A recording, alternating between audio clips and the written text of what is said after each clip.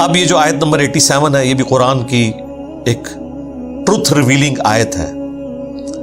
وَلَقَدْ آتَيْنَاكَ سَبْعًا مِّنَ الْمَثَانِي، اور بے شک اے محبوب صلی اللہ علیہ وآلہ وسلم، ہم نے تمہیں 7 آیات ایسی دی ہیں جو بار بار دہرائی جاتی ہیں۔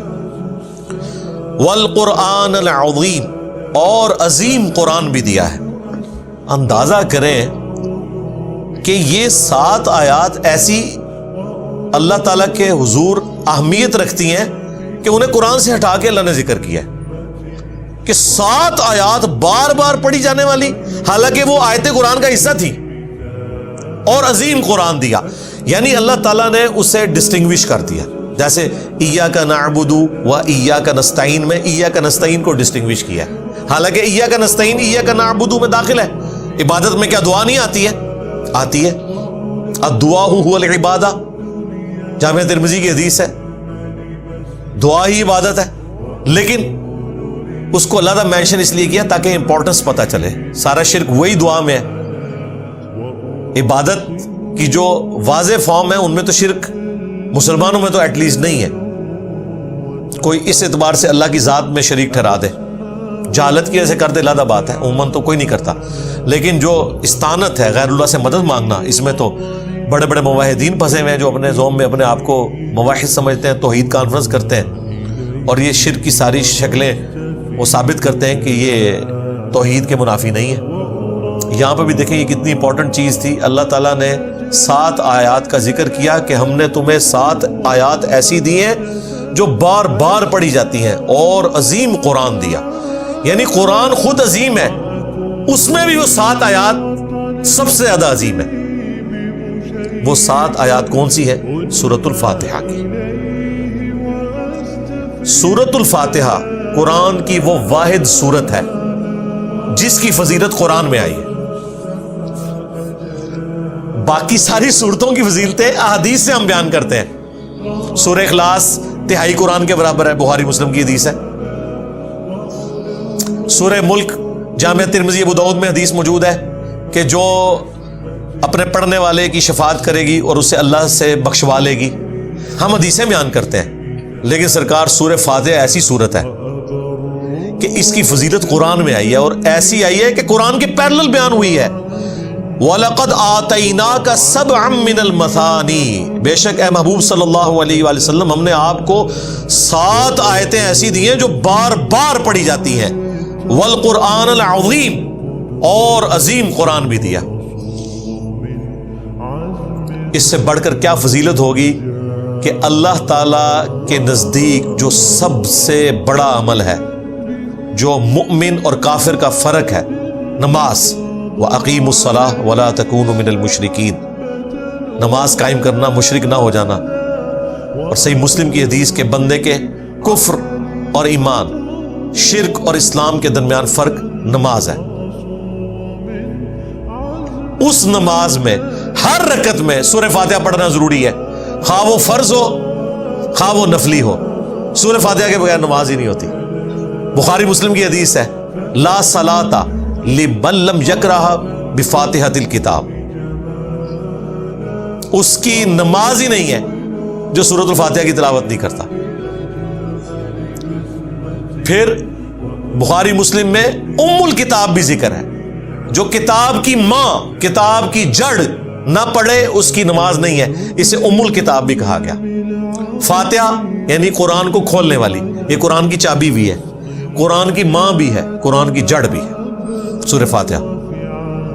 اس سے بڑی کیا بات ہوگی یار، آپ امیجن کریں کہ ہر نماز کی ہر رکعت میں آپ جو مرضی پڑھے، لیکن فاتحہ آپ نے پڑھنی ہے، باقی پورے قرآن میں سے آپ کی جو مرضی پڑھے، لیکن فاتحہ آپ نے پڑھنی ہے، اس کے بغیر آپ کی نماز ہی نہیں ہونی۔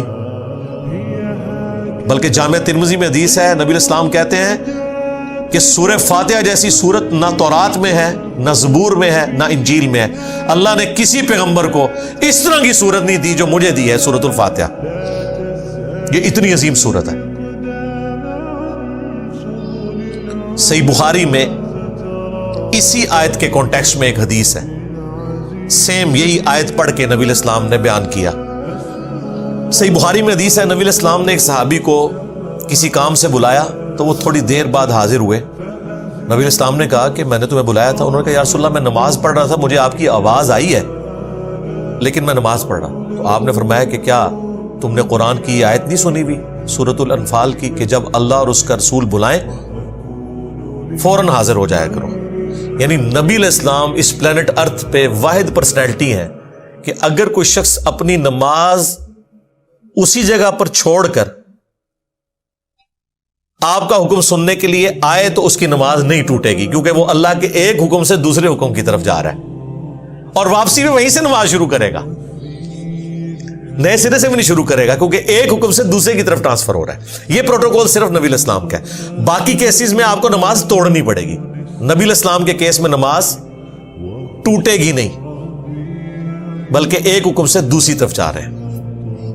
مجبوراً ہو سکتا ہے کوئی ایمرجنسی ہو گئی ہے یا کوئی اور ایشو ہو گیا تو نماز توڑنی پڑ جائے, لیکن اس کیس میں نماز ٹوٹے گی نہیں. تو نبی علیہ السلام نے جب ان کو کہا, اب نبی علیہ السلام کو یہ بھی احساس ہوا کہ میری یہ بات سن کے اس کو تھوڑا فیل ہوا ہوگا. پھر آپ نے فرمایا کہ اچھا میں تمہیں نا اس مسجد سے نکلتے ہوئے قرآن کی سب سے عظیم سورت بتاؤں گا کہ کون سی ہے.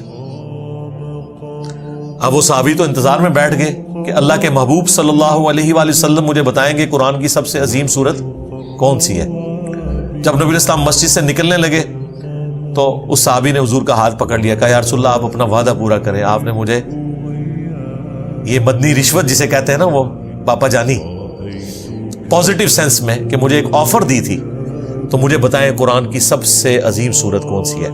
تو آپ نے فرمایا وہ ہے الحمدللہ رب العالمین.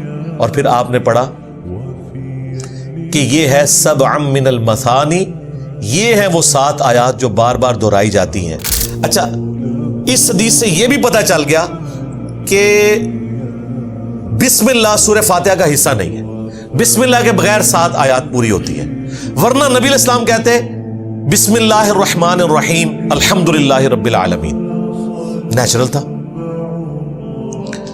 یہ حدیث بھی ثبوت ہے. لہذا امام حنیفہ کا موقف درست ہے کہ بسم اللہ قرآن کا تو حصہ ہے فاتحہ سے پہلے, اور قرآن کے اندر آیت بھی ہے.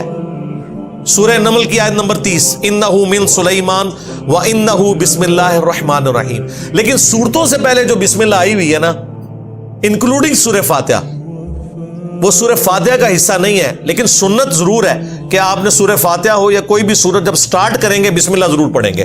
قرآن کا حصہ بھی ہے لیکن سورت کا حصہ نہیں ہے. یہ حدیث ان کو سپورٹیو ہے. ایک اور حدیث صحیح مسلم حدیث ہے, عبداللہ ابن عمر کہتے ہیں کہ رسول اللہ صلی اللہ علیہ وآلہ وسلم اور حضرت ابو بکر اور حضرت عمر اپنی نماز کی قرات کا آغاز الحمدللہ رب العالمین سے کرتے تھے. اس میں بسم اللہ کا ذکر نہیں ہے, یعنی بسم اللہ آپ نے پڑھنی ہے آہستہ اور سورہ فاتحہ کو بلند آواز سے پڑھنا ہے. لہذا الحمدللہ رب العالمین سے ہی سورہ فاتحہ شروع ہوتی ہے. امام شافعی بسم اللہ کو قرآن کا حصہ مانتے ہیں سورہ فاتحہ کے آیت کے طور پر. اہل تشیع بھی بسم اللہ کو قرآن کا حصہ مانتے ہیں سورہ فاتحہ کی آیت کے طور پر. ہمارے نزدیک امام حنیفہ کا موقف درست ہے, اور اس وجہ سے نہیں کہ امام حنیفہ نے کہا ہے. اگر امام حنیفہ نے کوئی اس طرح کی بات کی ہوتی تو آپ کو حنفیوں نے یہ حدیثیں بتائی ہوتی ہیں. حدیثیں تو ہم آپ کو بتا رہے ہیں, حدیثیں تو نبی علیہ السلام کی ہیں. ٹھیک ہے کہ یہ الحمدللہ رب العالمین سے سورت شروع ہوتی ہے. اچھا, اور پھر ڈسائسو حدیث وہ حضرت ابو ہریرہ کی حدیث ہے, حدیث قدسی صحیح مسلم میں, کہ حضرت ابو ہریرہ کہتے ہیں کہ نبی علیہ السلام نے فرمایا کہ اس کی نماز ناقص ہے ناقص ہے ناقص ہے جو سورۃ الفاتحہ نہیں پڑھتا. اور پھر نبی علیہ السلام نے فرمایا کہ اللہ تعالیٰ فرماتا ہے کہ میں نے نماز اپنے اور اپنے بندے کے درمیان برابر تقسیم کر لی ہے, آدھا حصہ میرے لیے ہے اور آدھا میرے بندے کے لیے, اور میں نے اپنے بندے کو عطا کر دیا جو مجھ سے مانگے گا. پھر نبی علیہ السلام نے فرمایا کہ اللہ تعالیٰ فرماتا ہے کہ جب میرا بندہ کہتا ہے الحمدللہ رب العالمین تو میں کہتا ہوں میرے بندے نے میری حمد کی. جب وہ کہتا ہے الرحمن الرحیم تو میں کہتا ہوں میرے بندے نے میری ثنا کی. جب وہ کہتا ہے مالک یوم الدین تو میں کہتا ہوں میرے بندے نے میری بزرگی کا اعتراف کر لیا کہ میں ہی قیامت کے دن کا مالک ہوں. اور جب وہ کہتا ہے ایاک نعبد و ایاک نستعین، تو یہ میرے اور میرے بندے کے درمیان کامن ہے. بس میرے بندے نے جو مانگا میں نے اسے دے دیا. اور جب وہ کہتا ہے اہدنا الصراط المستقیم صراط الذین انعمت علیہم غیر المغضوب علیہم ولا الضالین آمین، تو میرے بندے نے جو مجھ سے مانگا میں نے اسے عطا کر دیا. اب یہ بڑا اچھا موقع تھا. اب اس میں تو میتھمیٹیکل ڈویژن ہو رہی ہے کہ سورہ فاتحہ کو پوری نماز کہا نبی الاسلام نے، اور اللہ سے روایت کی حدیث قدسی، اور ساتھ کہا کہ آدھی میری اور آدھے میرے بندے کے لیے. اور پھر اس کی ڈویژن نبی الاسلام نے اللہ تعالیٰ کے ریفرنس سے بیان کی کہ اللہ تعالیٰ کہتا ہے جب میرا بندہ کہتا ہے الحمدللہ رب العالمین، تو یہ بڑا اچھا موقع تھا.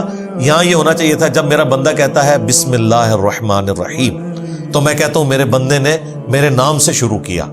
لیکن یہ نہیں ہے، اس میں ڈائریکٹ سٹارٹ ہو رہا ہے الحمدللہ رب العالمین. اور دیکھیں ڈویژن کیسے ہو رہی ہے. الحمدللہ رب العالمین آیت نمبر 1، الرحمن الرحیم آیت نمبر 2، مالک یوم الدین آیت نمبر 3. یہ 3 آیات اللہ کے لیے ہوگی جس میں آپ نے اللہ کی تعریف بیان کی.